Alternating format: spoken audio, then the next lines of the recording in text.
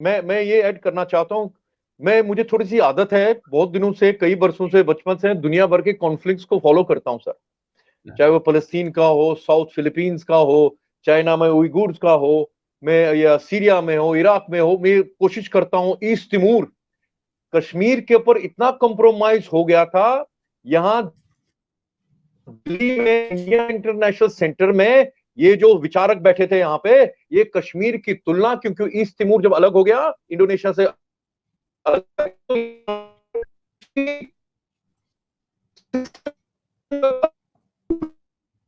जो वो यहाँ ललित, पे आपकी आवाज आ कश्मीर रही है। के साथ कश्मीरी इस्लाम के साथ मिलकर। अभी आ रही है सर?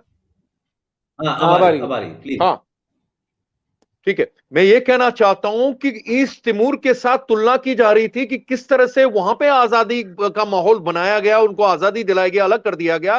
कश्मीर के अंदर सर, मैंने इंडिया इंटरनेट सेंटर में कश्मीर से आए हुए, जिनको वाकई कोई औरतें हैं जिनके बच्चे खो गए, चाहे वो आतंकवादी थे या नहीं थे, उनकी मातृत्व का मैं आदर करता हूं।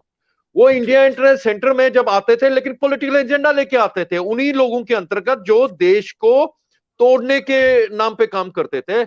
मैंने अपनी आंखों से देखा है और सुना है, जो संचालक होते थे, और ये दावे के साथ कैसा, उस प्रोग्रामों के संचालक मुसलमान नहीं होते थे, हिंदू होते थे।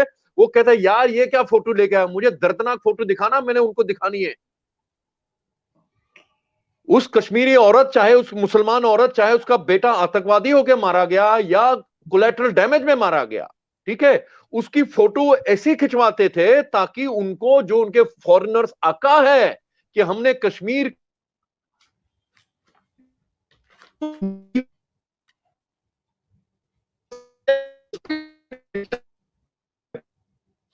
और पुष्पेंद्र और डॉक्टर आपकी सर उमेंद्र की प्रॉब्लम नहीं है, खासकर मेरी खाली प्रॉब्लम नहीं है।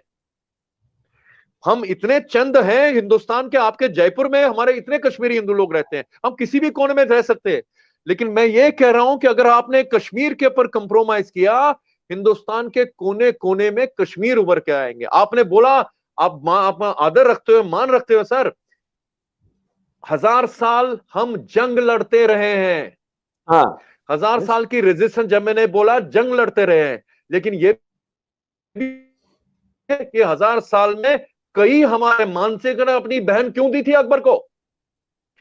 मैं जब हल्दी घाटी जाता हूं ना सर, वहां पे जाके मैं नमन करता हूं, खाली उस पृथ्वी को नहीं, वो चेतक को भी नमन करता हूं मैं। वहां पे दुनिया में एक ही जगह होगी जहां पे एक जानवर के लिए मॉन्यूमेंट बना हुआ, हिस्टोरिकल रीजन से। मेरे बच्चों को पढ़ाते हो क्या, एक कविता सुनाते हो, लेकिन जाके दिखाइए उसको हल्दी घाटी में क्या हुआ था। और ये भी मानता हूं, मैं मिट्टी लेके आया था वहां से, मिट्टी लेके आया था, जैसे यस। लोग लेके आते हैं। लेकिन फिर किसी ने मुझे, आप जैसे कोई समझदार लोग, उन्होंने समझा, ये मिट्टी को घर में मत रखो, ये खून से लगी हुई मिट्टी है। यहां हमने अभी रिकॉग्नाइज भी नहीं किया कि यहां कौन जीता था। ये मेरी तारीख है, मेरी हिस्ट्री है, उस युद्ध में कौन जीता गया अभी भी फैसला नहीं हुआ। मेरी मेरी रोमिला थापर ने अभी तक मुझे, मेरे बच्चों को नहीं पढ़ाया हल्दी घाटी में कौन जीता था। तो इसलिए जब मैं सीरिया की बात करता हूं, 2 साल, 4-5 साल पहले जब आईएसआईएस का इजाद हुआ, हिंदुस्तानी दिमाग में आ रहा हो या आईएसआईएस कुछ है, जॉन को देखा गर्दन काटते हुए, टेलीविजन सीएन पे देखा कैसे वो गर्दन काटते हैं, तो हिंदुस्तानी विचार वो कुछ चीज है। बहुत बड़ा सेमिनार था सर, नाम नहीं लूंगा कौन किस संगठन का था। बहुत बड़े बड़े विचारक थे, intelligence officers, raw, IB, police, बड़े बड़े रिटायर्ड लोग वहां बैठे थे सर। तो मैंने उनको, और आईएसआईएस का बात कर रहे थे, तो मैंने बोला सर, जो आपके आईएसआईएस की बर्बरता, उन दिनों पलमीरा एक जगह है सीरिया के अंदर, हिस्टोरिकल जगह पलमीरा, वहां के जो चीफ कंजर्वेटिव थे, हाफिज अल सैयद, हाफिज अल अल असद, उसको आईएसआईएस वाले जब घुस गए, पहले उसको पकड़ा, बोले तू बता, तूने यहाँ पे खजाने जो है, हिस्टोरिकल मॉन्यूमेंट जो है, कहां छुपा के रखे। उसने छुपा के रखते, मुसलमान सीरियन शिया, हाफिज अल असद, सर गला काट के उसको सूली पे टंगा दिया गया। तो मैंने ही ये बोला इन ऑफिसर्स को कि 2-3 दिन पहले ये वारदात हुई थी। तो मैंने बताया, मैंने कहा सर, मेरे कश्मीर में तो 30 साल पहले हुआ ये। सर्वानंद प्रेमी, बहुत बड़े स्कॉलर, उन दिनों वो कुरान का ट्रांसलेशन कर रहे थे, घर के ऊपर हमला होता है, आतंकवादी घर के अंदर आते हैं, स्कॉलर थे, किताबें ऊपर नीचे तस है, तो उनका सोना जवाहरात उठा के ले गए। तो एक जहादी लेके आता अपने सरगना के पास है किताब, कहते हैं ये मिला है। वो सरगना कहता है माशाल्लाह ये तो कुरान शरीफ है।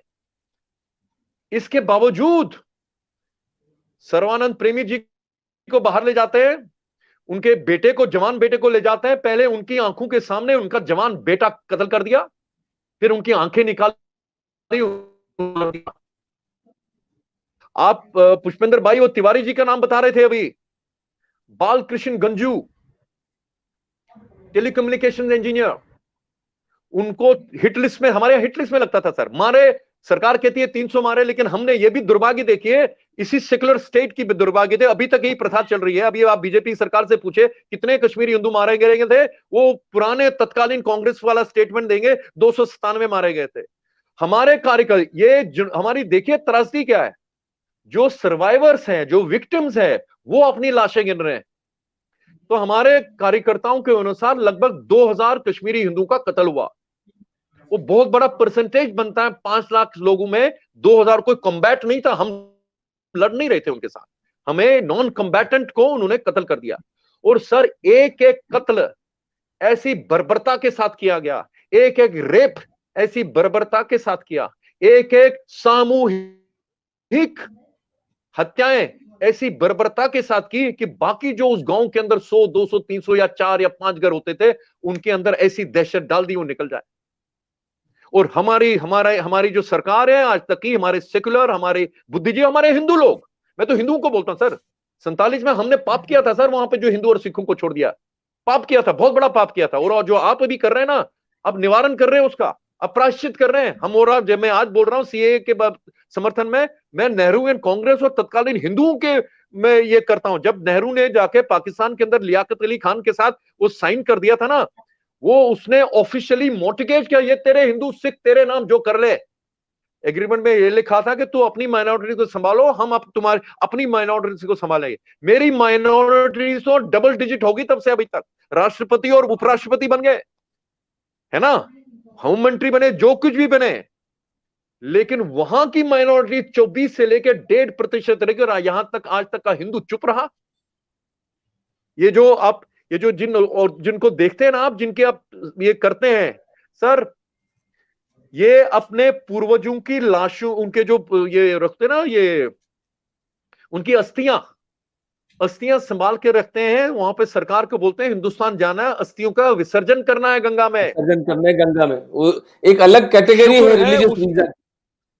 जी जी, जब वो वीजा लेके आते हैं, अटारी बॉर्डर पे जब आते हैं ना सर, पीछे गेट की तरफ देखे, उनके सामने पासपोर्ट फाड़ के देते हैं, उनके ऊपर देते हैं, थूकते हैं, लानत करते हैं।